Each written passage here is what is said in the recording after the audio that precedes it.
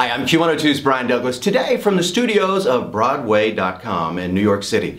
I'm here in New York previewing the upcoming season of Broadway in Cincinnati. Going to be a great season, including The Lion King, Cinderella.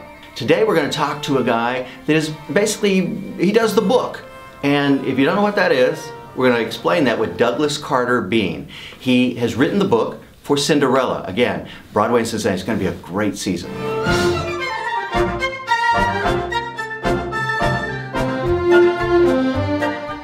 Describe what your portion of the whole process is. The wonderful thing was, Rodgers and Hammerstein wrote this as a television special. It was, when it broadcast in the 50s, it was the largest audience ever to see anything on television. It was a huge success, and they immediately wanted to turn it into a Broadway show. They then wrote Sound of Music, which was their next thing, and then they were going to go work on Cinderella, and Oscar and Hammerstein passed away. So they did it again on, Richard Rodgers did it again on television with Leslie Ann Warren in the 60s, which is the one I grew up on, where her garden somehow had Formica. That's all I remember about that version. And then they did it again, Richard Rodgers passed away, and then they did it again in the 90s with Brandy and Whitney Houston in the background. I remember. So it's been a sort of television property. Then occasionally they would just sort of slap it together and put it on stage and give it a tour and make some money off of it because people love the title and love the song so much. I got a call from Robin Goodman, the producer, and Ted Chapin, who runs the Rodgers and Hammerstein estate, said, we would like to turn this into a real, no-kidding Broadway musical. And so I had this, it's sort of 3/4 of a score. Okay. And the rest of it, I had to kind of go and research and find old songs from other shows, or melody lines, and then David Chase, who's just a freak and a genius when it comes to Rodgers and Hammerstein music, would concoct these songs and shape them in ways that Richard Rodgers would have approved.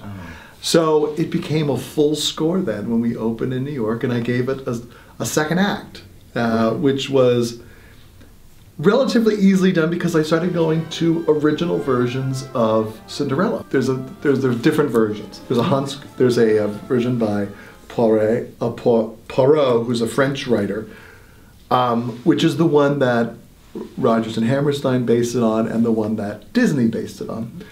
And what shocked me is what both those three guys, Disney in his version and then Rodgers and Hammerstein in theirs, they cut out was this really good stuff.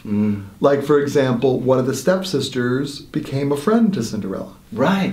Which I loved. It became like girl power. Right. 18th century girl power. Come on. And then they added, and then the other thing was that Cinderella actually met the prince 3 times. Which in the original, in the TV version and in the film version, it's a little psychotic. She sort of meets him once and then he pursues her forever. Right. Whereas in this other versions, she met him a couple times and they got to know each other and he became obsessed with her kindness. The last line of the French version, when I read it, I said, I can write this story, is kindness is more important than beauty. And it comes through it. Yeah, and I just thought to tell that as a father of a daughter, to have that be the lesson you leave with, kindness is more important than beauty.